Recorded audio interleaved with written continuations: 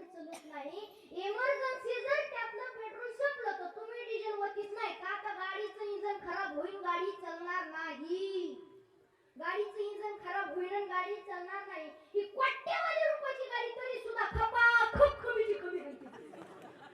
महाराज म्हणले तवा कसं काय नाही वाटलं, तवा कसं काय नाही वाटलं. म्हणजे हा ही 70,000ची ही कमाई असं ही घालायला कसं वाटतंय नाही, पण ही कोट्यवधी रुपयाची नाही, ही जायला कसं वाटतंय. त्याच्यामुळं हे शरीर असं आहे, हे सहज मिळालंय आणि सहज मिळालेल्या वस्तूची किंमत नसती बरं का. सहज मिळालेल्या वस्तूची काय नसती, किंमत नसती बरं का. ही 70,000ची म्हणून हिची किंमत आहे बरं का. त्याच्यामुळे ह्या शरीराची किंमत नाही आणि ज्यांना किंमत कळाली ते कुठून फोन करायला वरून विठाला.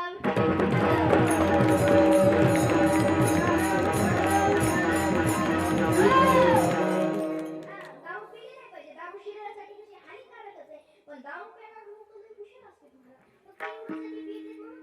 बाकी काय नाही लय हुशार असते दारू पिणारा. यांचे एक असं चुकून नादाला लागायचं नाही. मी कधी बी बघितलं तर हे बारकाले पोरं आणि हे दारू पिणार माणसं यांच्या कधी चुकून नादाला लागत नाही, अजिबात नाही. एका दिवशी असं बसने प्रवास करू लागलो आणि बसने प्रवास करत असताना एक दारू पिणार गाडीमध्ये आला. गाडीमध्ये आला ना, आल्याच्या नंतर एक नंबरच्या सीटावर बसलेलो होतो. ते माझ्याकडे आला, मला म्हणला उठ. मला माझं झालं, ते मला उठ तू का नाही कशाला वाटायला म्हणलं गपचीप तिथून उठलं आणि मागच्या सीटावर बसलं. आता मागच्या सीटावर बसलं तर ह्या पुढचं सीट दिलं तर हे गपचीप बसलं ना, ते गपचीप नाही बसलं, असं खाली वाकलं, खाली वाकून महापाय खालवर सुरू केलं. म्हणलं बाबा माझा पाय, मला कसं करतं त्याला का काय त्याला का मग एकदा खाली वाकून काय ना म्हणलं पाय कोणाचं आहे, हळूच खाली वाकून म्हणलं तो हा पाय तर मग माझे पाय कुठे म्हणलं तुझे पाय तर मी त्या माझ्या घरात बनवून बसले, मला माहिती का तुझे पाय कुठे. मग तिथून उठलं आणि तिथून उठून ते ड्रायव्हर पाशी गिअर बॉक्स बसायला गेलं. खालून गरम झालेला गिअर बॉक्स मी पाठी वरून गरम दोघे बी गरम. आता ड्रायव्हर कडे लक्ष सारखं ड्रायव्हर गिअर टाकीत होती सारखं ड्रायव्हर दारू पेणार. मला वाटलं ह्याला हे गिअरचं दडकच उपसून काढायचे. गाडी हॉटेलवर जेवायला थांबली, हॉटेलवर जेवायला थांबल्याच्या नंतर हे गिअरचं दंड होत होती हे उपसूनच काढलं. ड्रायव्हरला ड्रायव्हर बघतो दंड कुठे तेवढे ते पठ्ठ्या साहेब गेला. साहेबाला कसं होतं साहेब जेव्हापासून मी गाडीमध्ये बसलो तेव्हापासून तुम्ही असं असं करता, ते काय तुम्हाला दंड निघलं नाही, ह्या पठ्ठ्याने उपसूनच काढलं. होता ती गिअर ही टीव्हीची गरज त्याच्यामुळे ह्यांचे एक असं चुकून नादाला लागायचं नाही. त्याच्यामुळे कसं दारू पिली नाही पाहिजे बघा. दारू पिली शरीरासाठी हानिकारक आहे. लय हुशार असते हो. आज आमच्या गावाजवळ किती शीत कीर्तन होतं लिंबुनीला, आपली लिंबुनी म्हणतो ना, लिंबुनीला कीर्तन होतं. लिंबुनीला कीर्तन होतं ना, एक जण तरी गेला लॉकडाऊनचा काळ होता. त्या टायमाला घरीच होतो, सगळ्यांना माहिती हो. आमचे साबा भाऊ ते सगळे आम्ही इथं घरीच होतो. काय साबा भाऊ आमचे ते ट्रॅक्टर हाणा यायचं, त्यांना म्हणायचो मला शिकवा, आमचे धंदे बंद झाले तर तेवढे भाव खायचे. ते म्हणायचे महाराज तुम्हाला 8 तासाला बसू, 8 तासाला. त्यांनी आम्हाला 8 तास किती दिवस दाखवले, 8 दिवस कितवा लॉकडाऊन पासून 1 वर्ष झाले, पण अजून त्यांनी मला 8 तास दाखवले. आपला विषय हा चाललाय, आपला मुद्दा हा चाललाय कीर्तन होतं लिंबुनीला. कीर्तनाच्या अगोदर आता गावामध्ये जायच्या अगोदर शिकदारू पेणार मला थांबा आता गाडीमधून म्हणलं काय करू काय माहिती. तिने दर्शन घेतलं, हात 2,000ची नोट दिली. मी म्हणलं दारू पेणार आज मला पावलं. आपल्याला काय करायचं, घेतली नोट घातली खिशात, कीर्तन झालं नंतर घरी झोपायला गेलो. आता 12 वाजले मला झोपायला, झोपलो. आता सकाळी उठायला उशीर झाला, पण माझ्या उठण्याच्या अगोदरच ते माझ्याकडे आलं, मारा दारू का. मी म्हणलं काय घेण्यात आले का कोरोनाचा काळ होता, मला काय घेण्यात आलं ते पेन आणि डायरी घेऊन आलो. मला सांगा कुठली तारीख आहे. ते मला तारखेचं नाही, तारीख मला माहित नाही. मी म्हणलं काल तुम्ही मला 2,000ची नोट देऊन तुम्ही चालते का माझ्यापाशी. ते म्हणा मी चालतो, पण रात्रीची 2,000ची नोट आहे ती मला वापस द्या. मी म्हणलं वापस द्यायची तर मला दिलीच कशाला. ते काय मला माहिती का, मी रात्री फुल पेलेलो होतो, मी कुठं बी पडलो असतो तर ती नोट पडली असती, तुमच्याकडे सुरक्षित राहिली म्हणून तुमच्याकडे ठेवायला गेली. मला त्याच्यामुळे ह्यांचे कसं चुकून नागाला लागायचं ना बरं का. विठाला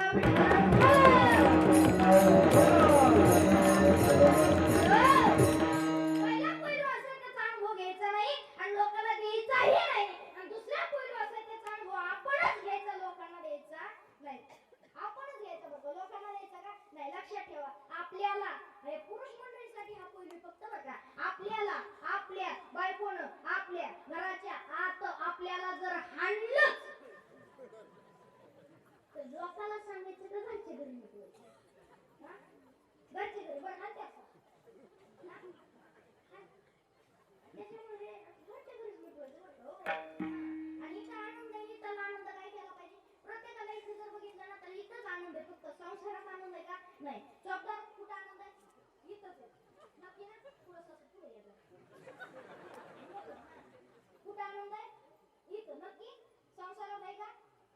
तुमची बायको तर नाही आली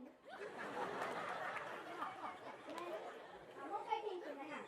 आनंद फक्त इथे संसारात नाही आहे का? संसारात नाही, फक्त इथे आनंद, संसारात आनंद नाही. लक्षात ठेवा. कीर्तन झालं, कीर्तन झाल्याच्या नंतर तुम्ही इथं झोपला तर घरी जाणार हो? जाणार का घरी? आनंद इथे तर घरी कशाला जायचं? त्याचं कारण असं आहे की संसार हाही म्हणून करावा लागतोय आणि परमार्थ करीत नाही तरी सुद्धा त्याला बळच करावं लागतोय, बळच परमार्थ करायला सांगावं लागतं बरं का. मग संसार नसून सुद्धा करावं लागतो बरं का. हा, त्याचं कारण असं आहे, प्रत्येक जण सांगते हा संसार कसा आहे, दुःखामुळे आहे. संसार कसा आहे, दुःखामुळे. फक्त आनंद इथंच आहे आणि आनंद इथला काय केला पाहिजे, घेतला पाहिजे. आणि इथला आनंद घेत असताना आनंद सुद्धा पचायलाच पाहिजे बरं का. आणि आनंद पचाय काय लागती, ताकद लागती, ताकद. आनंद पचाय हो ताकद लागती बरं का. एक गावात कीर्तनाला गेल्याच्या नंतर एक चोपदार इतके नाचले, इतके चोपदार नाचले, इतके चोपदार नाचले. मी म्हणलं चोपदार लयच नाचले, म्हणलं झाले तरी का लय चोपदार नाचले. घरी गेल्याच्या नंतर त्यांची बायको कीर्तनामध्ये आलेली होती. घरी गेल्याच्या नंतर त्यांची बायको म्हणजे काय म्हणे, लयच नाचत होती कीर्तनामध्ये, काय करते ना काय सांगा करते. ते म्हणलं बाई सांगूच का? चोपदार पटकन सांगा. ते म्हणलं खरंच सांगू का? बाई म्हणली पटकन सांगा. चोपदार म्हणले काय सांगावं? जेव्हापासून कीर्तन सुरू झालं तेव्हापासून डोक्यात मीच की झुरून घुसलो होतं. कीर्तन संपून निघलं. त्याच्यामुळे आनंद घेत असताना आनंदाने काय झाला पाहिजे, वाचला पाहिजे. एकदा गावामध्ये एका बाईला 10 लाखाची लॉटरी लागली. बरं का, 10 लाखाची लॉटरी, 82 वर्षाची लॉटरी 10 लाखाची. मी म्हणलं डायरेक्ट बाईला सांगतात तर बाई मरून, बँकेचे मॅनेजर म्हणजे डायरेक्ट बाईला सांगतात तर बाई मरून. म्हणून गावच्या कोतवाल लय हुशार. गावच्या कोतवाल म्हणला बाई एखाद्या वेळेस जर तुम्हाला 10 लाखाची लॉटरी लागलीच तर. बाई म्हणली लागू शकत नाही. कोतवाल म्हणला नाही चुकून हुकून जर लागलीच तर. बाई म्हणली आतापर्यंत लॉटरी लागली नाही, 80 वर्षाची झाली, लागूनच कशी. कोतवाल बी लय हुशार होता. कोतवाल म्हणला बाई जर चुकून हुकून जर लागलीच तर काय करता. बाई बी लय हुशार. बाई काय म्हणजे माहिती का, मला जर चुकून हुकून जर 10 लाखाची लॉटरी लागली तर त्यातले 5 लाख तुला. कोतवालच मिळाला. आनंद पचला का? नाही नाही नाही, आनंद पचला नाही. त्याच्यामुळे आनंद पचायला सुद्धा काय लागती, ताकद लागती. विठाला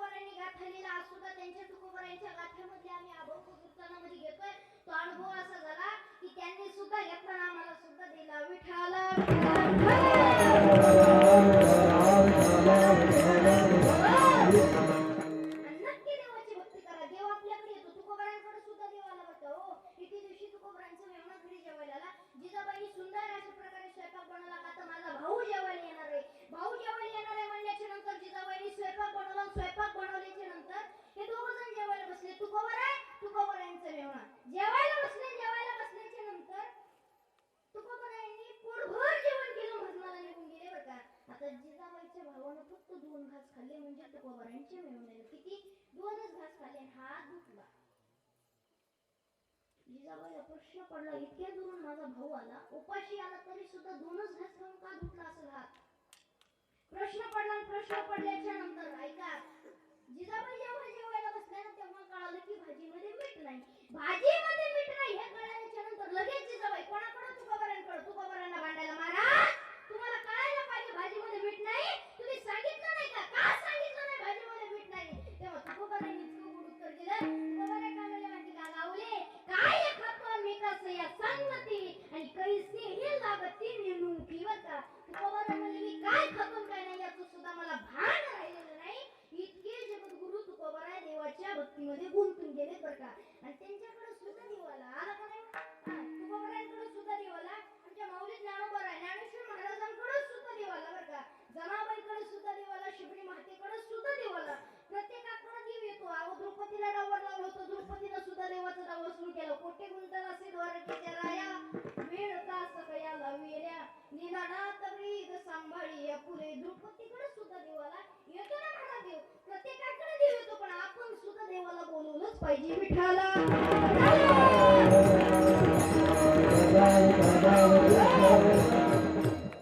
येतो, देव येतो, पण आपण देवाला बोलवलं पाहिजे. पण आजकालच्या लोकांची भोळी पूजा आहे. भोळी पूजा करते तर म्हणते तर देव आमच्याकडे येत नाही, देव आमच्याकडे येत नाही. कसा देव येईल बरं का?